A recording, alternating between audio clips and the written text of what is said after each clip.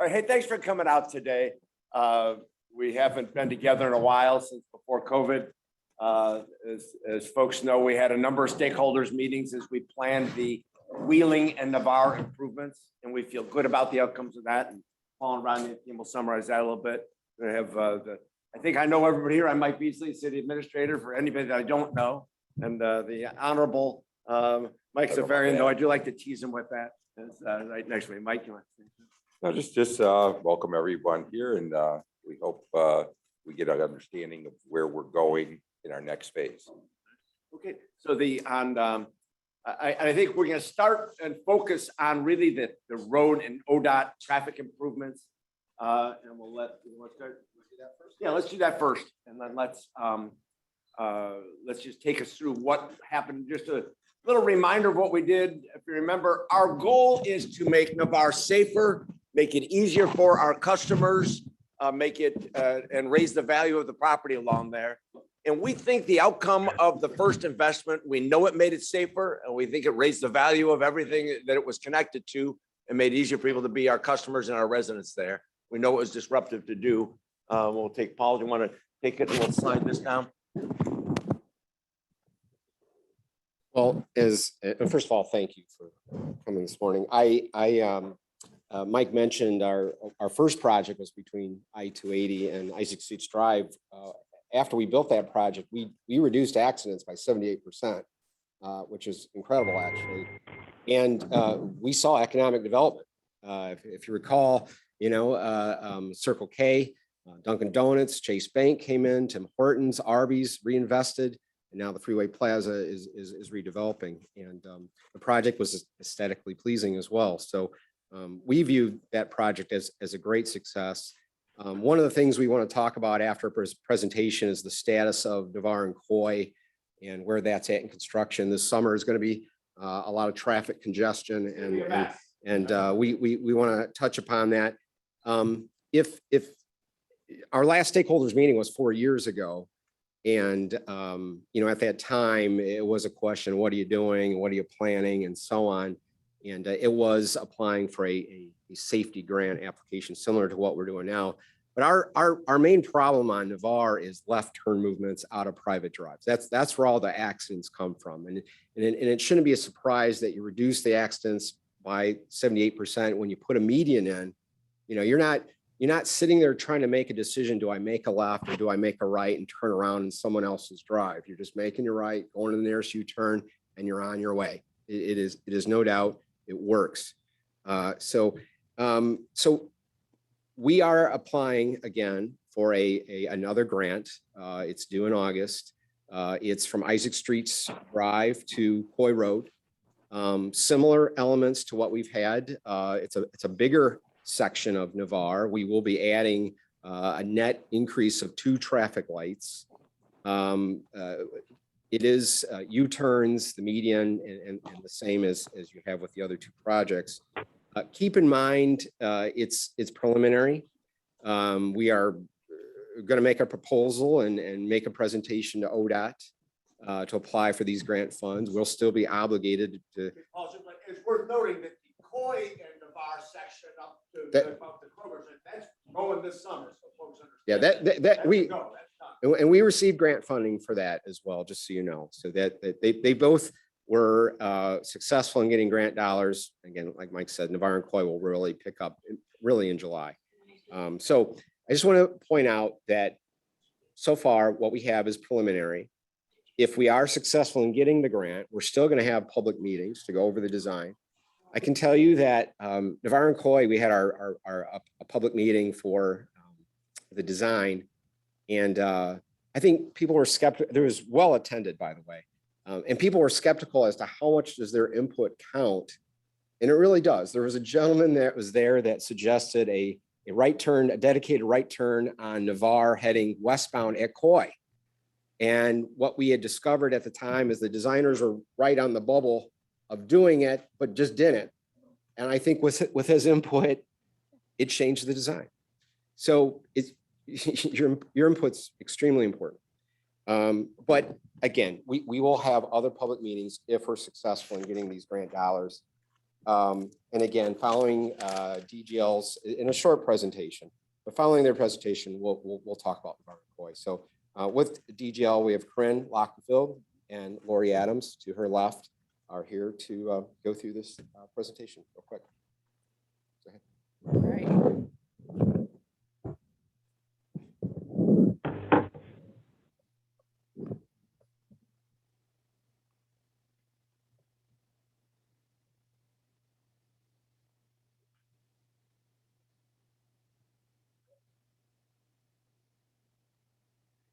Hi, everyone. I'm Corinne with DGL.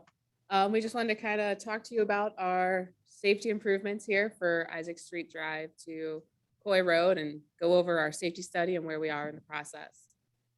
We're calling this 3.0 since this is our third time going through and making improvements and attempting for funding on Navarre.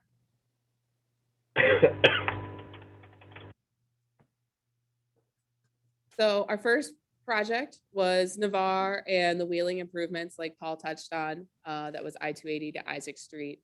And our safety study was funded in 2013. We did design, DGL did the design in 2014, and then construction was 2016 through 2017. And with this and all the improvements in the aesthetics, we had an overall crash reduction of 78%, which is really great and astounding. They did give the team an award for the work. And the Right, aesthetics and yeah. the safety outcomes. Yeah, we've won a couple of awards for that with the city. Yes. Yeah, really great safety improvements and also doing some aesthetics to make Oregon, give it a beautification throughout a very busy corridor. So next step is Navarre and Coy. We're calling this 2.0, and this is from the Kroger Drive to Athens Road. Similar idea where we're going to put a median in with some lighted bollards, decorative poles, just some upgrades, and then adding capacity to the intersection. This safety study was funded in 2018. Our engineering design was completed early this year, and then construction is going to be 2022 through 2023.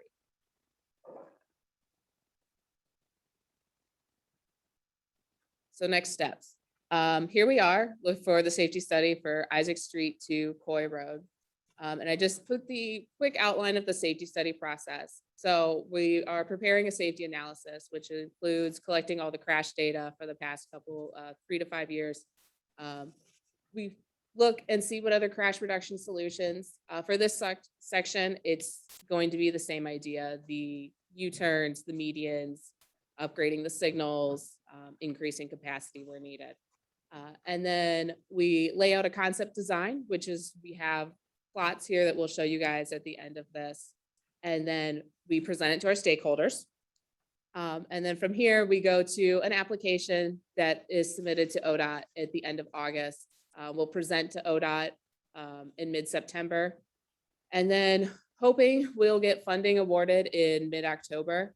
And our funds available from the state are not going to be able to be used until 2024. And then if funding is successful, engineering design is going to take about a year. We'll have a public meeting on design to get everybody's input. And then construction will probably be about 2 seasons like the other projects.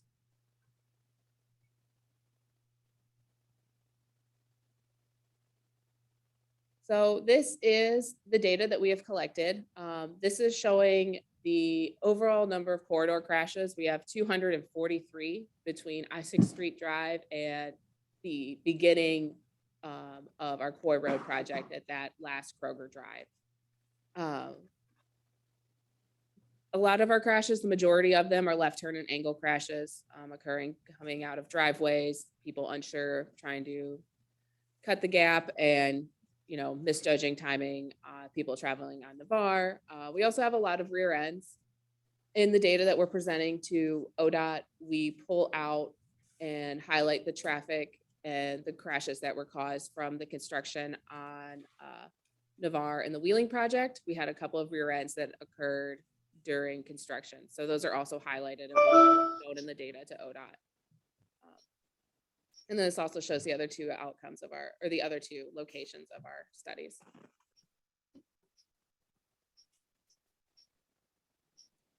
And then this is what we are proposing for adjusting and relocating the signals throughout the corridor within this section. So the signals at Coy and Isaac Streets will stay the same.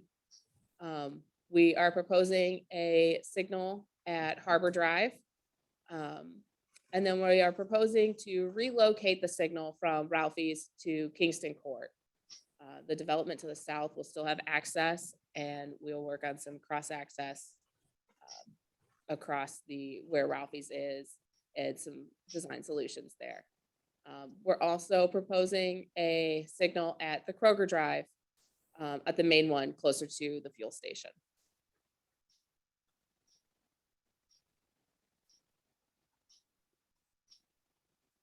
So this is our preliminary layout. We do have it all printed so we can all take a look at it at a better view. So this kind of shows you our location of where we're thinking for medians and U-turn locations. None of this is set in stone, so we'd like to hear some comments as well.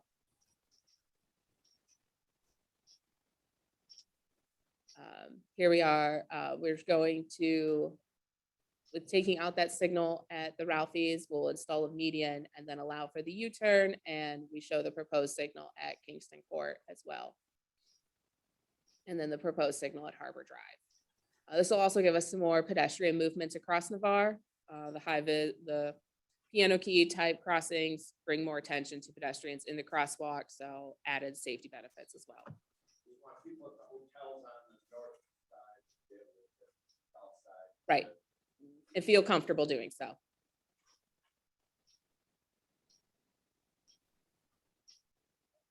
Right. So this is in between the Kingston Court and the Kroger Drive. Installing a median will add some aesthetics and beautification. And then this is the last section, the new signal that we're proposing here at the Kroger Drive. And then our median will tie into the end of what is being done at Coy over the next 2 construction seasons. So, and again, you guys will get to look at this better. We have it all printed and plotted. We have hard copies for everybody to look at. Yeah. Actually, anybody signing in wishing to get electronic copies. So it's important to note that we have the team has designed changes in how the lights work. It has actually increased the number of traffic lights, and the places where they're moved are to be served by lights on either side of them with their access to their customers. We believe this increases the value of every one of the properties. If your property has a particular issue, got a lot of people, a number of people on Zoom following as well, we will sit down with you and work it through. This is not, we didn't chisel this in stone. This is done, we believe it's the safest plan to achieve the greatest value for us, safety, aesthetics, ease of traffic and flow. That's the objective of it. And we move back and forth on the first one and we listen. All right, and we listen to them when they tell me I have to talk into the microphone. Sorry. So, and we listen on those things. So we will work through it. We believe we'll have a safer, more attractive Navarre that's easier for our residents, our visitors and our customers coming to our businesses.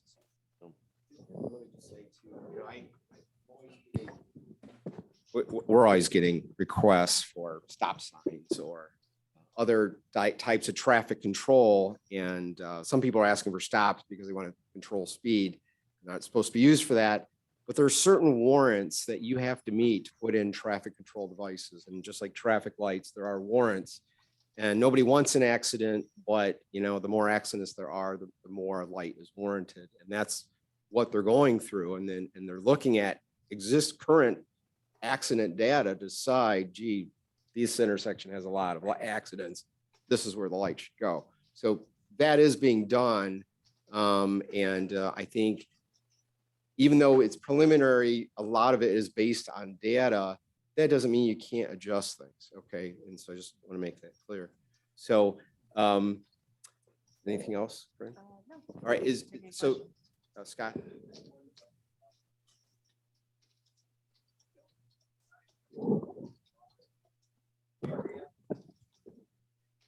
Exit Charles parking lot from the doctor's office, the left-hand turns.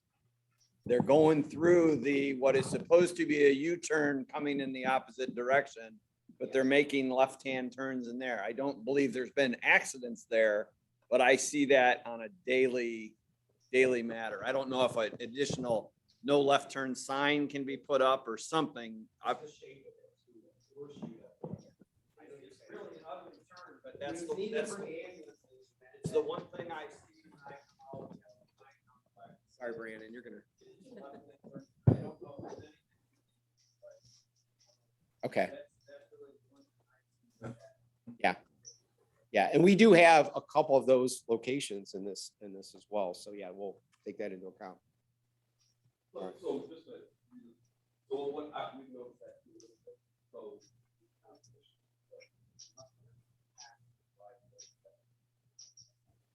like right here we'll do a left turn. It's not lined up with the driveway. That's Culver's right there. And This would be an entrance.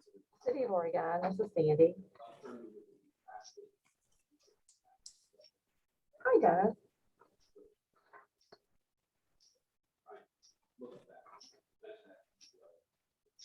You know what? He's here. He's actually conducting the Navarre Avenue stakeholders meeting in the chambers right now. Is there something that I can help you with? Your microphone. Somebody might need to mute their phone, somebody on the Zoom world. all right, well, and is there any other questions on the safety grant? Yep.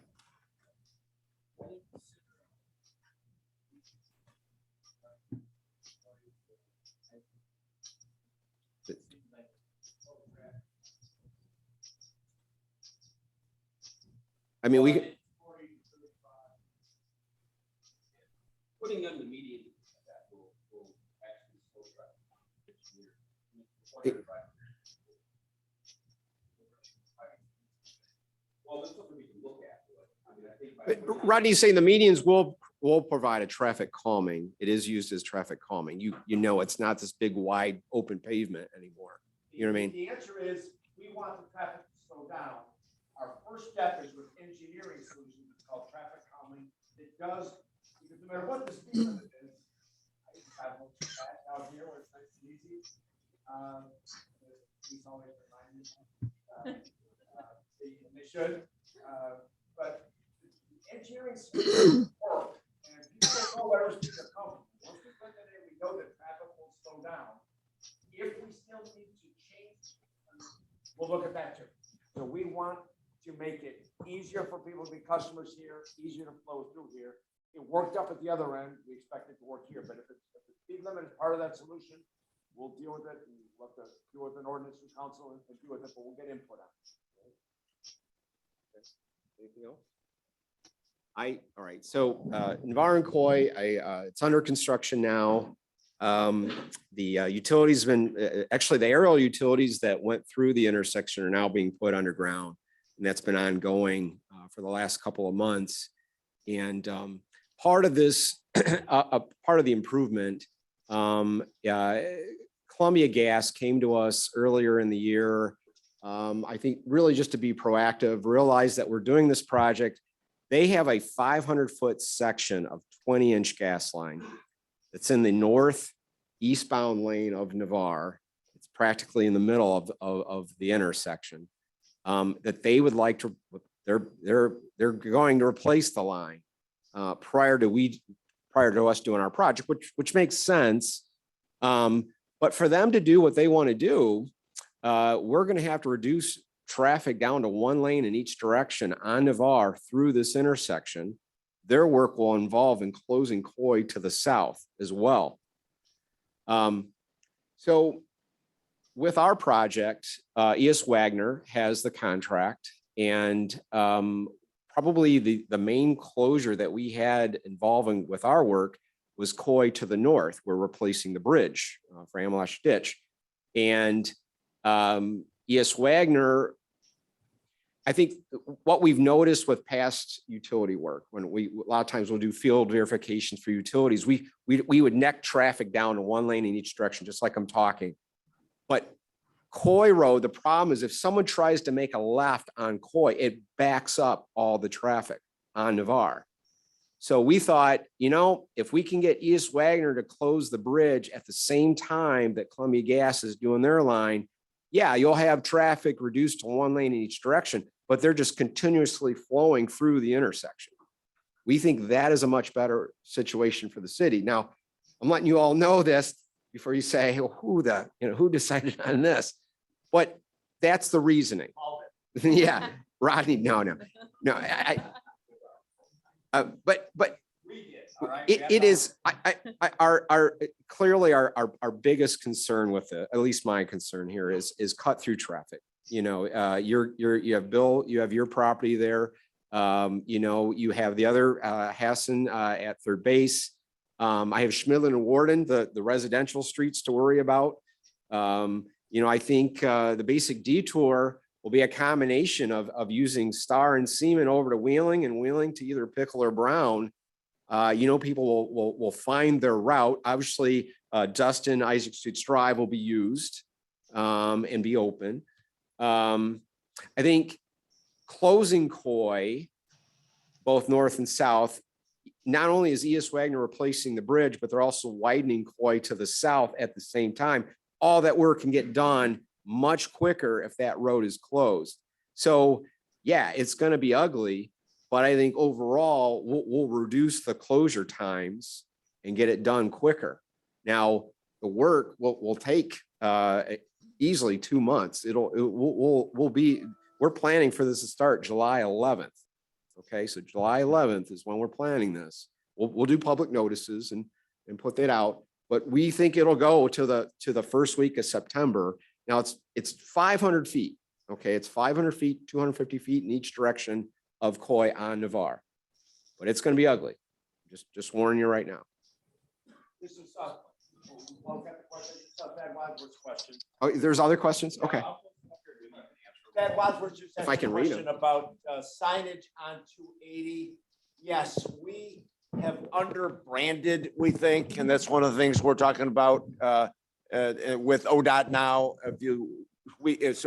Thad from ProMedica from Bay Park Hospital asked the question about can we do a better signage and branding along 280? And yes, that's something we have actively talked about and are looking at that as we finish the final shape of the town center. We're looking about what kind of signage goes, coming into Oregon on each side that lets people know where we are, where to get off, et cetera. So yes, those are things we're thinking about it. We're actually looking at signage that is visible, from the south end of our town center. It's visible from 280 that really kind of helps make a statement there as well. One of the things we're blessed with, our interstate exits, both north and south of Navarre, we're really loaded with access. It's among the things that helps bring value to whether it be residential or commercial opportunities there. If you drive past it, you can get off the next exit and still loop around and get into it fairly easily. That's why that point of contact signage, I think, will add value for our residents, for our community, and for those who are investors in the area. So we're looking to do that. We're trying to get to the final shape on that as well. And I see Sandy Ben asked about the wires. Yeah, the taxpayers spent over $1 million moving wires underground in the first phase. We're doing second phase was only $800,000. That's expensive. It adds value. We're looking through those and looking through that budget long term. We wish it were free, but again, it makes the community safer and makes it more attractive going forward on the well. So there's Paul.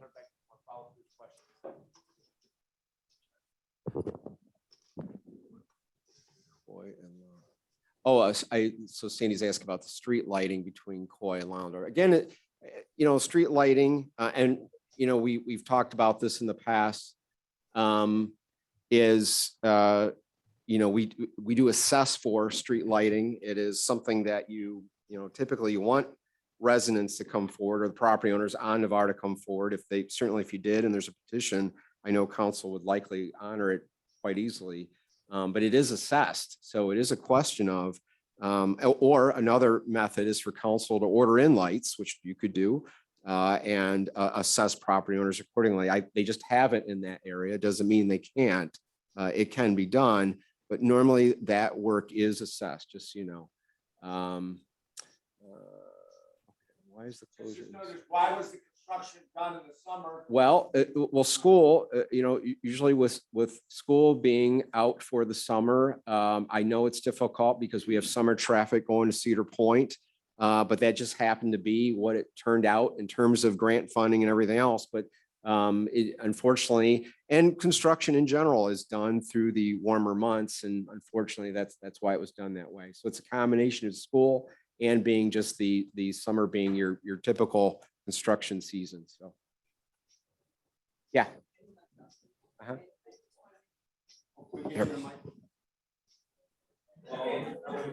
I probably need it anyway.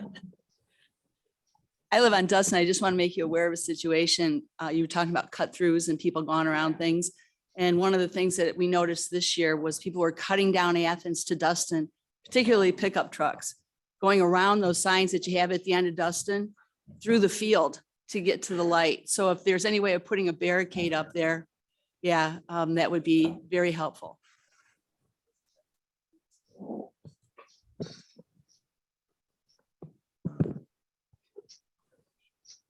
Can you show the portion of Navarre in front of Burger King and Taco Bell?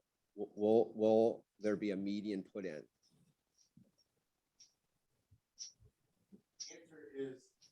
There is a median. There now. We're adding no new medians between Isaac Streets and 280. Well, Taco, no, this is just east of Isaac Streets. Go ahead, Paul. No, that's all right. I'm at the wrong restaurant. We are, there will be a median there. I don't know what the specific question, but we can, and by the way, these drawings can be provided to anyone, just so you know, anyone. We have not found that. Sorry about that. Let me emphasize, for the businesses that have the median in front of them, we have not found that they felt like they did anything but improve the customer experience and raise the value of their property. So everyone who's getting the median, as I would, you worry about it. What is this going to mean to my customers, my potential for my value of my business? We found that everyone else increased their customer flow and customer access when they had it. So we'll work with you on the design. It's not a perfect solution. All those traffic accidents was keeping people away. And there's millions of dollars of property damage and injuries going on right in front of your business. People want to stay away. A wall of cars is no different than a median. It's actually worse. So, okay. Is that, So, I'm sorry, can you hear me? yeah. This is Mark Peterson, and we own and operate the Burger King restaurant there. I'm sorry, I'm attending via Zoom here. Okay.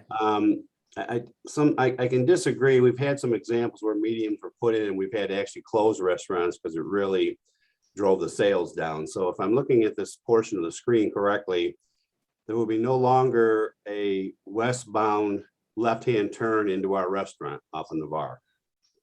That's correct. It'd be a right in, right out.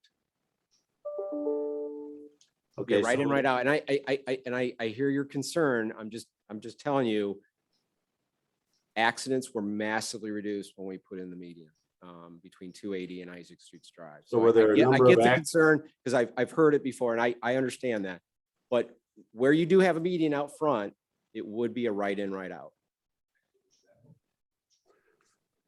So is the light being relocated just to the east of our exit drive? That light staying?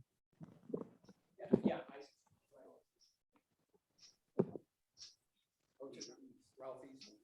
That is being relocated to where that light is being relocated to Kingston Court. But, as much as that light is moving, for that light being there, there's now two lights. There's one at Harbor Drive and then one at Kingston Court. And just like for the Joseph property, they'll have access to those two lights. And just like all the properties that are there in front of Ralphie's will have access to the two lights. I'm pretty sure those properties all have cross-access easements as well for each other. And they would have access to those 2 lights instead of just 1. Okay, again, I'm having trouble understanding. So the light's moving east.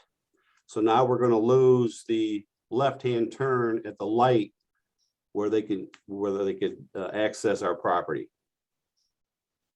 Well, at Harbor Drive as well, let's think, where's Burger King there?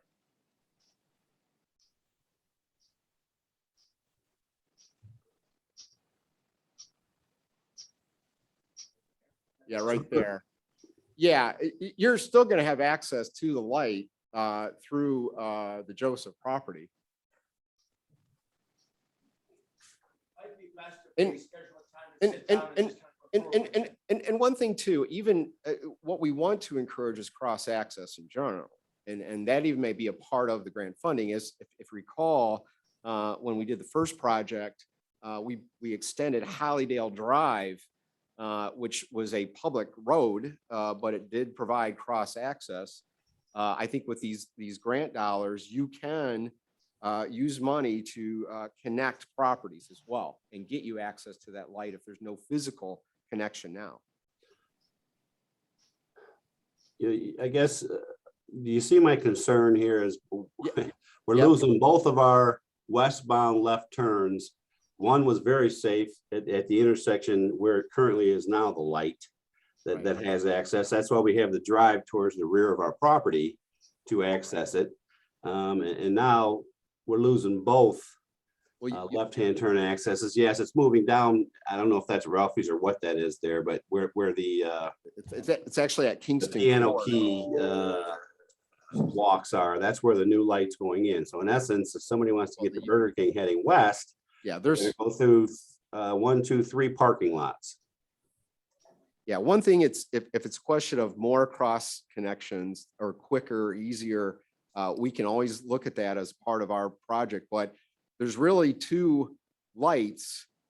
I know probably the backside doesn't have access to Harbor Drive, correct? Right, and that doesn't mean that can't be provided, but you would have still access through the Joseph property to the light at Kingston Court. I guess what we should do is sit down with you and just kind of go through the plan. Yeah, I'd probably like a face-to-face and have a sit down and maybe the representatives from the establishments to the west of us as well. So I get a better understanding of it, because we've had some not so good experiences when medians going. I understand the safety issue as well, so. I think one thing to not, I guess, keep in mind, even westbound traffic is simply going to go to the U-turn and then head east into your drive. That is constantly occurring now in our first section that we did between 280 and Isaac Street Drive. It actually flows very well, and that will take place here. You'll have 2 U-turns and 2 lights serving your property. So, but that's not to take away. We can always meet and go through. Yeah, so where your cursor is, you're telling me that's gonna be a U-turn Yep. option as well. Yep. U-turns at both lights. What was, if I can ask one more question, what was the purpose of relocating the light Yeah. to the east of us at the Joseph's property? Well, as much as we use the term relocation, the problem is the Ralphie's light was not warranted. There were not enough accidents or any other warrants to warrant it to stay. You know, it's like a lot of times you have your suspicions as to something's warranted, it's in place, but I think. Define the term warranted. Yeah. Well, and I sometimes pretend to be a traffic engineer and I'm not. And maybe Corinne, I'll have you go through what are the warrants for a traffic light. So there are 8 different warrants or standards that are set out by Federal Highway / ODOT as to when you can install a traffic signal. It can be based on traffic volumes on your side streets, crashes, schools, railroads, pedestrians, and I'm missing a couple. But we went through all of them and reviewed them for all of the signals that we show, either the proposed ones, the existing, and then this relocated one to see if it met any of these criteria to keep a signal. And so the standard is that if you meet one of these 8 criteria, then a signal can be installed or retained. And so here at this Ralphie's signal, it did not meet any of the standards. And then there's also ways to reduce the levels of the standards, and even at the reduced level standards, we still weren't meeting any of the warrants. So at Kingston Court, moving that traffic that would be using the Ralphie's signal helped with the volume for the warrants, and then also the crashes that we're experiencing at the Kingston Court were enough to validate a warrant there as well. When would a good time to just call down to your office there and arrange a meeting? Yep, either Okay. my, yep, All right, well, thank you. okay, yep. We know every time a light gets changed, it's worry for all of us. And yes, I'll talk to the mic. Bottom line, though, when we are getting state funding, we have to follow ODOT and highway safety warrants on the location of our lights. That's a requirement. So the law and the funding requires it. We want, and we can be as creative as we can.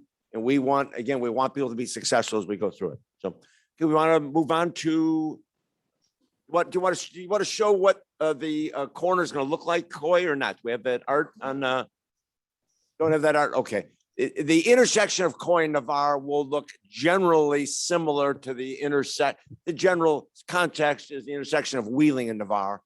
The biggest change, you notice the gas station, that BP gas station is going to move their store back across to the north side of the creek and help the feel of that intersection. That's hasn't been an attractive site for us. There's new owners there, and we feel good about that shape as we go forward. I know one of you has a tenant coming in behind that, I think, and the facility, if that's done, it's your call if you want to mention that, but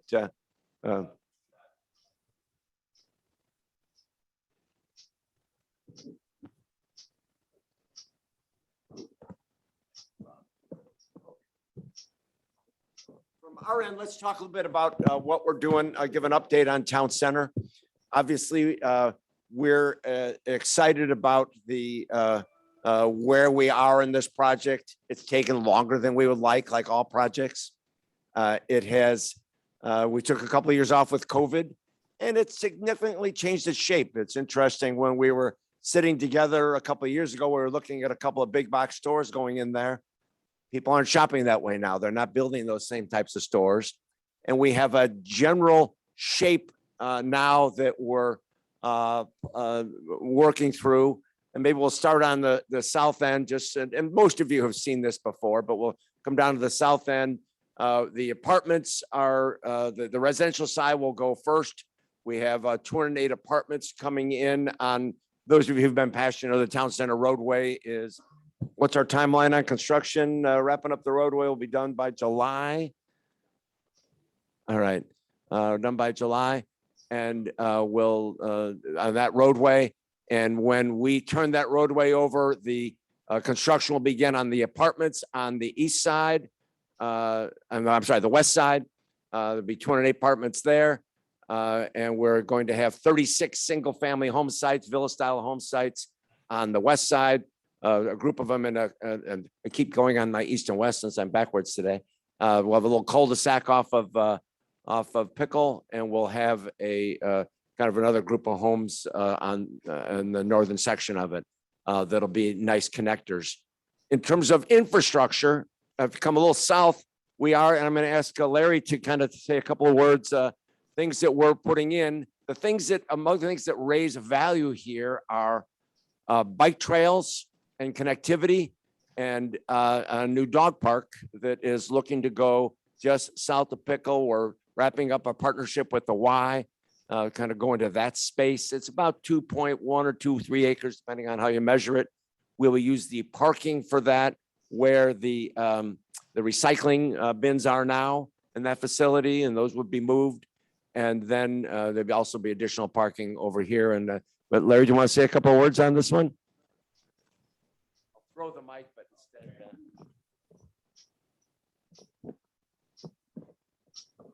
So last August, my wife and our son had passed away from an overdose, accidental overdose. Obviously, they're all accidental, most of them. He was the manager at home manager, office manager for about 1.5 years. And during he fought it long and hard. He was doing very well. But probably it was over 1 year ago, he decided he needed a dog. And so we were thrilled with that. So he bought Cooper, an Australian Shepherd. We told him, why buy it? There's many to be adopted. Jacob he always said, it's okay to be bougie, but you can't be judgy. But Jacob couldn't afford to be bougie. So anyways, we said, adopt. And he said, no, I'm not going to buy somebody else's bad behaviors. So whenever the dog would do something bad, my wife would say, did you pay for that? So anyhow, Jacob had passed away last August and the community support was overwhelming. From 350 sympathy cards to just under $10,000 with memorial money. Didn't know what to do with that at first. We thought rehab, sober living, something else to help recovering addicts. And so last fall, I took Cooper to the Middle Grounds Dog Park, which is decent, but it was closed because it was too wet. So I thought, okay, I'm going to take him over to the rec. Get to the rec. There's a big sign as you first come in, no pets allowed. And I thought, nobody's here. What the heck? So Cooper and I broke the law and we went back there and I let him run. He'd run and look back at me and it was like a bolt of lightning. Oregon doesn't have a dog park. So I went home and told my wife that, and our other kids, and they thought it was a great idea. So I reached out to the city, unbeknown to them that they have discussed this in the past, but with talking to Summer here, it sped up quickly. And so we're hoping to start the dog park with the Y. I think, again, you're working the deal out with the Y. Their board is meeting this month to finalize what we can do, but it'll be just over 2 acres. There'll be a large dog park and a small dog park. And at first we had thought we wanted everyone to be welcome there, whether they could afford it or not. And then after talking with Dogs Unleashed, who handles another dog park in Toledo, it's more safe for the dogs and for the people that bring their dogs if it is a membership. And the membership's very minimal, $45 a year. And I believe it allows 2 dogs to come to the park. But that way, every dog is spayed or neutered. Every dog is updated on its vaccine. So if you bring your dog will be safe. It's not going to come back with parvo or something else. And if you have never been to a dog park, it's amazing that the friends you make. And it's amazing to watch the dogs just be unleashed and run. And so with getting back to the addiction, it is a mental illness. And when you're at the dog, you can be free of all that crap. You forget your troubles and all that. You're talking amongst your friends and watching the dogs, and the dogs are enjoying themselves. And so I'll probably become knocking on doors because we want to make this a good, nice dog park, and we want to help the city out with it. Worth noting, Larry is making a generous contribution to it. Steve Serchuk, who's on this call, has also pledged a $5,000 contribution for the infrastructure for it and amenities and making it work for the community. This is really part of helping to make a sense of place. When I spend a lot of time at dog parks with my grand dogs, our children's dogs, and it's just communities that form there, people that will walk there from our new residential, from our drive there from any place else in Oregon, and walk over from neighborhoods like Paul's and Hall's Child and the places in those areas that'll be very accessible, we think. And then those folks that come there can then be customers in our town center. Creates a sense of place. Want to go we'll go up to the north side and we'll show on the commercial side. Obviously, people are talking to the community about things that are coming here. I want to emphasize, we as a city, it's not our place to announce the business plans for our business investor partners. But in terms of what's coming, the one that is officially public, we're not announcing it yet. But on the north side, they've gone through public meetings and had the approvals. At the freeway site is the Panera Bread. That is coming. They originally wanted to go on the northwest side of our town center, but we also want to be able to attract a local bagel place, and those two don't share a parking lot together. So the bagel place is going to end up on the south side and Panera on the north side. And we end up having both for Oregon, which is what we wanted. And we're able to get Panera across the street, and that worked fine for us. We're going back and forth. As you can see, if you looked at the roadway, actually you could see the site plan for a place that has unlimited breadsticks that we don't talk about. And it's not our place to announce it. It's their business to announce it on their timeline, but that's very far along. We're going back and forth on site plan and arguing about parking spaces and how many fit and those sorts of things, because that will be the first commercial structure in the kind of what we consider the old Kmart box. We've got to get that right because that sets the grade for everything else. So that, if that gets built first, so dirt will be moved on that this year. That project will begin on the south side as well. We're going to have medical office at site where K is. And we're looking at, obviously, the other aspects. We're going to end up with sports bars. We're looking at brew pubs, things that fit into this space well. We're looking, just so everyone knows, a hotel really helps activate space and brings in customers. We have a hotel opportunity. We have some good hotels on both sides of Navarre already. There is more interest in hotels being adjacent to hospital properties. And we have local hotel groups we're meeting with, I think, today again, and other regional folks that are interested. We're looking at 2 different sites for the hotel. We're trying to work that out. Both on the table are perhaps a hotel on the north side that would have retail underneath it. That's something that's in play that would be up maybe where building D1 and D2 are. In that space, we'd run down that whole line with a hotel with retail underneath it is in play. Or we come down on and that site south of Dustin, that we have a hotel that would activate that space and again help make the town center that green. I'll bring people back there, make it easier for restaurants on the backside of that. In addition to that, we are looking for primarily residential surrounding that town green is what we're expecting. So that's the way we work with it. Other things that are coming, everyone knows that the Vision Group has moved out, is in the process of rebuilding on Navarre, east of Coy. We have another large, there's a couple other very large food operations that, some people don't want to share a parking lot with somebody that has long lines. All right, you understand that, how that works. So we're kind of pushing that opportunity to the other side of Isaac Streets. So that's working through negotiations now. So we think we'll have opportunity there. I think the Josephs on and their lot are working on one that we had looked at our town center space, but we didn't think fit because of their drive-through need. And we think we will, they wanted to be back in building J, but we didn't think that drive-through would work well in that space. And so we're kind of pushing them over about where the arrow is now. And I think we sent them over to Joseph's, and I think they're working something through there. One of the things that really changed for us on our town center that's real is, you give an example of a guy who has a group of bakery, donut shops and coffee. He said before COVID, 80% of his customers walked into the store. And now 80% of the customers don't get out of the car. And that's different for us. And it changes the shape and feel of what we're working on there. So we just have to be aware of those things. And we're having some of those things are going to be working and are shaped differently than we expected because of that. Paul kind of nudged me to make sure I point out Red Wallensack is here, who also takes care of me when I hurt myself on my bike racks. He has his business here.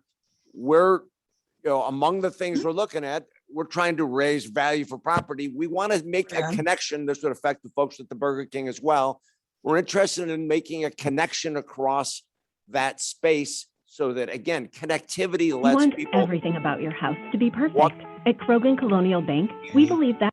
And hey, that's good product placement for Krogan here. I don't know. That was a nice touch.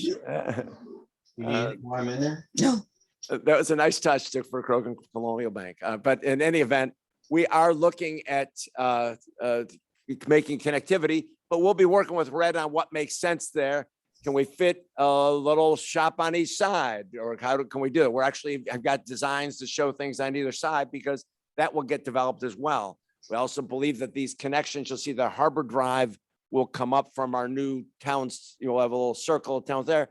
That'll raise the value so that the dirt up that's been next to the Joseph's property that's been empty for 30 years can get developed and raise value. So we'll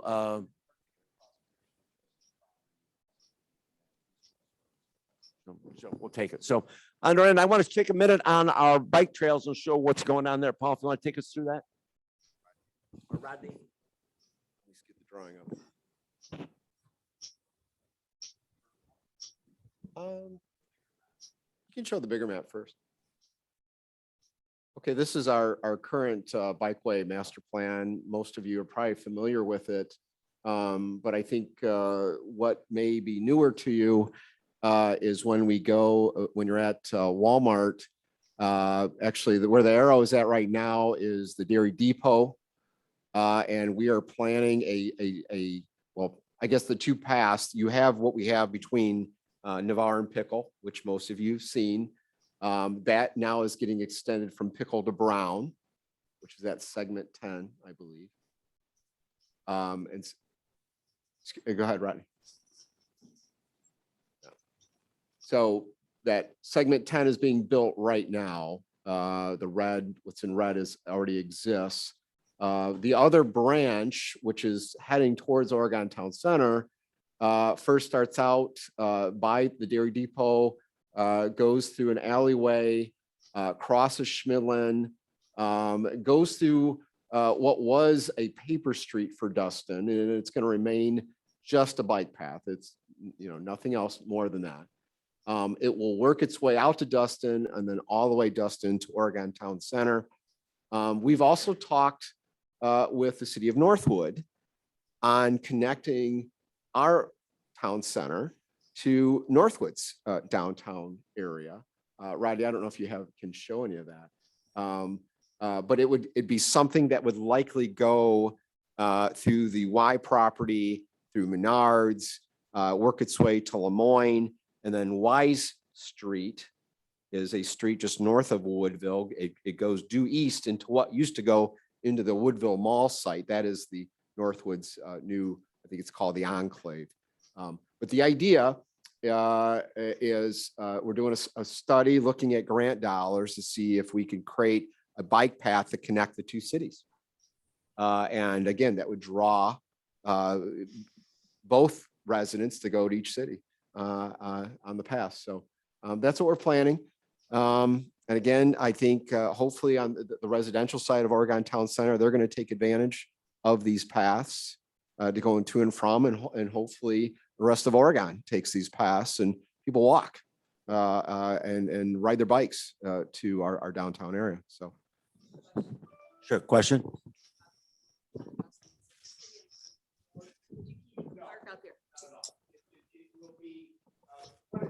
She's talking about Dustin. She's talking about Dustin.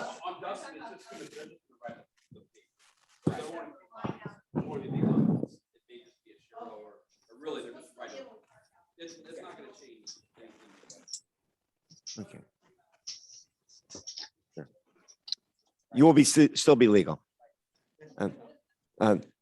Just as a note, that one of the features that the developers of the residential side were most excited about with the bike trail access, we're looking to have things where you can get from that new residential, and ultimately we think there'll be new residential opportunities south of the Y as well, perhaps. But to get in a golf cart and go up to a restaurant and go up to the town green, or to walk your dog over to the dog park, or to hop on a bike or take a walk, and maybe you want to walk over to the Dairy Depot, or maybe you want to walk over to Aldi's or getting a bike and go that direction or go connect, you go to Pearson Park, will be one of the very few places in our region where you can access a town center, our high school, our city rec complex, the Pearson Park, Maumee Bay State Park, all mostly off-road. And it will be such, I think we can make ourselves a destination, and that's really attractive to the residential developers that I think we want to see ultimately, and also helps on traffic flow a little bit. Right?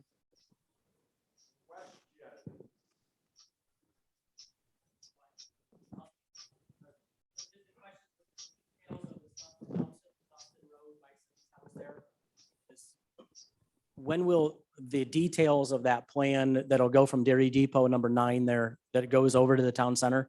When will the details of that bike plan be laid out and when will construction happen?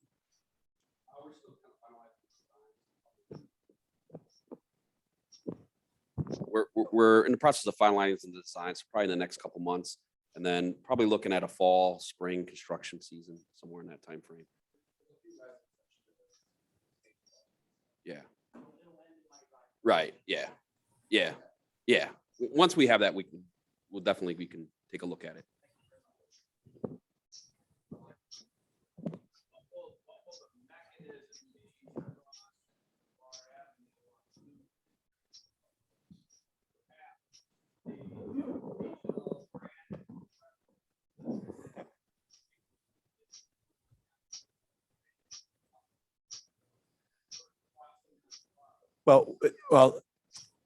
The bridges and tunnels are so much more expensive than you want to think about, but I love them sometimes. We are using the Aldi Walmart light as the connecting point, and we have the design that we have the bike trail coming up through the First Energy right of way that the city did a swap with them on. It'll come up, so you'll be able to come up from Northwood along that right of way, cross along kind of in front of Aldi's, and I think there'll be some new development the other side of Aldi's there. And then you will be able to connect from that through Dairy Depot down to Dustin, getting over toward your spaces. And also up crossing at the Aldi's Walmart light, going around the pond and up behind, I think, the bank, and then up along that space and ultimately connecting to the east-west along Star. That is probably the last piece we're designing, that little piece of it. The rest of it is all going to be built, almost all built this year. That one probably is a next year project as we look at that final connection to the north as we go. But by the time the residential's in and stuff, that will be going, and people, it really will connect our community in a way that few communities are connected with off-road bike trails. It's a real exciting opportunity. As to the tunnel or bridge, the light is a fairly safe option there. That's it's hard to bring in the dollars for those kind of, the cost of those per foot is stunning when you come underneath. And ODOT doesn't like them either. Better on the apartments if we had an idea of the rent. There are some comments that came in. What is the anticipated cost in? I can only tell you will be a market rate, and they will base their price on what the market will get them. Obviously, the cost is going up in those spaces. This is Cash Wagon. It's the same group that has a very nice, the same exact shape and style of a very nice quality development. I didn't realize that my granddaughter lived in one of their apartments in Perrysburg. I didn't know it when we arranged it, when it was the same company that they're building one in Sylvania behind the Kroger store at King and Sylvania. If you know that spot, that's that same group. They're building one. They built one. They just finished in Waterville, actually close to the Kroger store in Waterville as well. And they're building, they have one in Perrysburg, and this is one they've wanted to kind of each of these spaces. They like the value we hear. They like the expressway access. They want to be part of the community. So it's a quality development. They will base it on what the market rate is for apartments. I know some of those centers, the rate will change day to day as the market changes. They pull it off the computer that day and you sign your lease. That's your rent. They base it on real time value as they go. The other question up there is, what about a road from Coy through to Woodville Road? I'm assuming that that's a question of extending Coy perhaps south of Curtis Road, which would be 100% Northwood. I know at one time that was looked at when Woodville Mall still existed and perhaps was redeveloping, perhaps with the enclave that would generate a greater need to extend Coy south of Curtis. But it'd be something that would be generated by Northwood. It wouldn't mean that we wouldn't be involved. Clearly, we could easily be involved with the study, but the project itself would be 100% in Northwood. So We have met with Northwood about that a few times over the years. At some point, it'd be improve our connectivity, but it's not something that's done yet. All right. Other questions? We said enough today? All right. Sure, sure.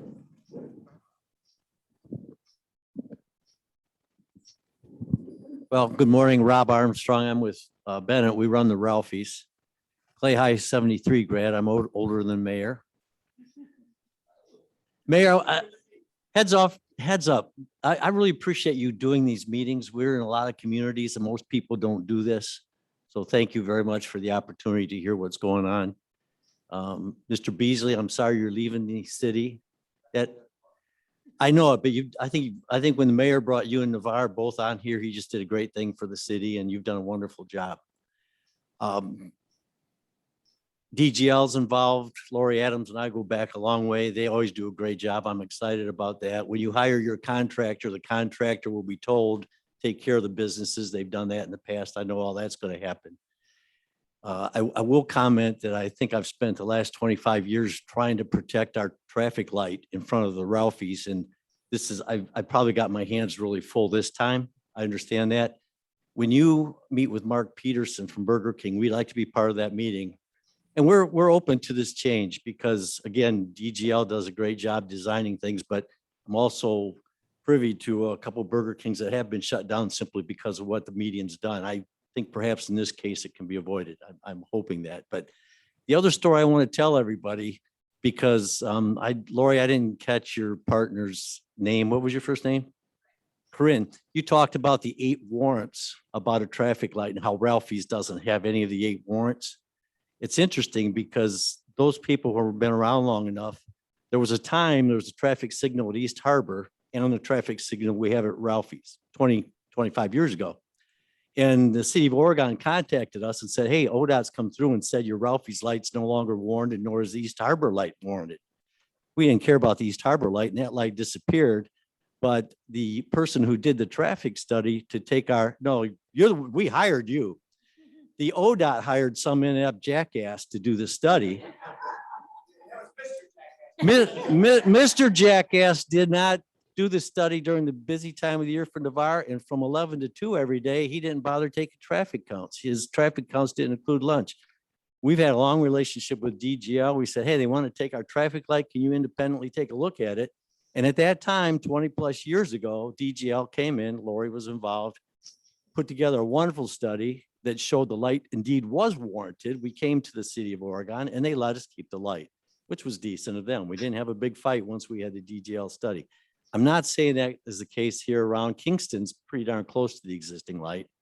We function in other areas where people have learned how to do the U-turn thing. 20 years ago, we didn't have that. So we're open to the change, but I just wanted to take a minute when Corinne sits there talking about that light's no longer warranted. I've heard that before. I'm done. Rob and Ralphie's have been important partners for Oregon for years, and we expect you to remain that way. We want to make sure whatever we do works in a way that makes your business stronger, and we'll listen when we sit down. We've always done that before with you and look forward to it. And Rob even stepped up, just a little anecdote. One of the things that Oregon has had a challenging history with is that one of the things when we listen to the community, I think one of the things that council members for years have been told is we want some national restaurants coming in, like the places that have breadsticks and things like that, but others as well. But we haven't had a history of that in our corridor. We have great quality, fast casual. We have great local. And as people looked at this, they said, do you have any data at the last minute on one that is in final design now? They kind of said, hey, wait a minute, we just don't see the data to support it. Can you get us any data? And I reached out to Rob of all people, and Rob, on quick turnaround, sent a letter to the selection team from the corporate office the day before the real estate approval meeting, and just told the story of how successful Oregon is and how, about his experience in the restaurant business and what he thought that they would do very well here. And, that night they approved it in a long back and forth conference call. So it's just the involvement of local people matters. We really think at the end of the day, we're going to raise the value of everybody's investment in our corridor with this enhancement. But, it's disruptive and a hassle, but we'll get there. I don't know, since you brought it up, the mayor isn't totally casting me out. I have a free lifetime advice deal with the mayor. I've been here 12 years. I have but there is a mandatory 68-year-old retirement age for city administrators. And I'm going to try, and just so folks know, since someone asked, I'm going to try and step down. So I'm maybe working 85% as much as I do now and kind of gradually phase myself out over life. But I'm going to, if things work out, in addition to free advice, I might have a little more structured ongoing relationship with Oregon, where I work on major projects like this for Oregon for a few years yet till we get them going, until we get them wrapped up, but we'll see. It'd be fun. I'm not going to be far away, and we'll be involved no matter what as we look through our search for somebody who should come in and push the papers around the building that I can avoid doing. Right? I noticed there was one more question on the bike path, and the thing about Pickle Road, and as much as I talk about trying to connect our bike path to Northwoods, if you're ever going for grant funding, you're not going to score if your project is just local. You score much better if you say you're regional and you're working with your neighbor next door. That's how you get dollars. So, but that doesn't mean we won't do local lines. And I think clearly we'll need a path. I think Brown would be a good connection between, what we are planning that would go from Oregon Town Center to Northwood. Brown would be a nice way to loop. We did look at Pickle Road. We did obtain a Safe Routes to School grant funding for sidewalks that goes from Coy School to Cardinal Strict. There is sidewalk there. And in that area, sidewalk really should be extended from Coy all the way to Lallendorf. Doesn't mean you can't do a bike route or some other bike path. So we're continuously looking at that. Coy School to me should be a walking district. It's not. I think in Schmidlin and Warden doesn't have sidewalks currently, but the Flow and Flights neighborhood does. Hallschild does. Ardmore does. But I think it was our view that sidewalks would get extended on Pickle at some point. We're not pushing that. Sidewalks are normally assessed. If we can get grant dollars, we'll go for it and try to provide that without assessing. But without it, then sidewalks are assessed. So, but we did think about it. I'm just letting you know. And that doesn't mean we're not looking at other parallel paths to loop through the entire city. It's just that when we work with another city, usually we're going for grant dollars, and that's what we'll do with TMACOG. Yeah, there's right-of-way issues as well, on Pickle and as well as Brown. So those of you who are on Pickle and Brown, at some point when those roads are upgraded, we're going to be looking to make more of a complete street feel so that it's easy to get to the bike trail safely for us adults and old people and for residents and for our children and grandchildren. So, okay, Mike, you want to wrap up? And just a final comment, I would say that if you look at the traffic that goes down Navarre Avenue, I think you'll find that probably more than a third of the traffic is traffic that's coming from the east headed west. And considering Navarre Avenue State Route 2, more than a third of the traffic is coming from I-280 and headed east. Still thinking that as Navarre Avenue as State Route 2, a highway going through the city. And because most of the city the people that live in the city of Oregon will avoid Route 2 at any cost unless they choose to do business there. So we're trying to make it more convenient for them to want to come down Navarre Avenue to go to the shops that are on Navarre Sandy Avenue. I'll wait for that. Hey, Julie. Sandy, you gotta mute your phone. Yeah. Is mine exactly at 11? Okay. Okay, so when Supposed to be when on we a call from 11 to 11:30 and I don't know how to. All right. All right, so when we're improving this and putting in the turnaround, the median in the middle and have the turnaround and beautifying it, we're taking that little section of Navarre Avenue through state that most of the traffic is calling it a state route and softening it up. So and Yusuf, your comment about it was slowing the speed down by the speed limit, we're going to use the effect of the median in the middle and the softening it up by the Ballard lights, especially at night when they're different colors. And it puts people in a different mindset that slows them down. And I don't know about any of you but me, when I travel that, and I'll make the comment to Rob, to you, so you'll be worried about the eastbound traffic crossing to get into Ralphie's, and the Burger King comment would be the opposite of that, the westbound traffic or the westbound traffic and having to cross over. At a busy time, it seems like almost a suicide mission to make that crossover. And so every aspect is to be taken, every thought, so that the turnaround is convenient for you and really makes it better than it exists with the way it is now. And that's what our goal is. I said to soften that up so people don't mind driving down there. Actually look forward to driving down it because it's that pleasant. And that's what our objective is. And we'll do everything we can to try to make that happen. With that, I want to say thanks everybody for coming. And when we got more information and big announcements, we'll be back here again. Thank you.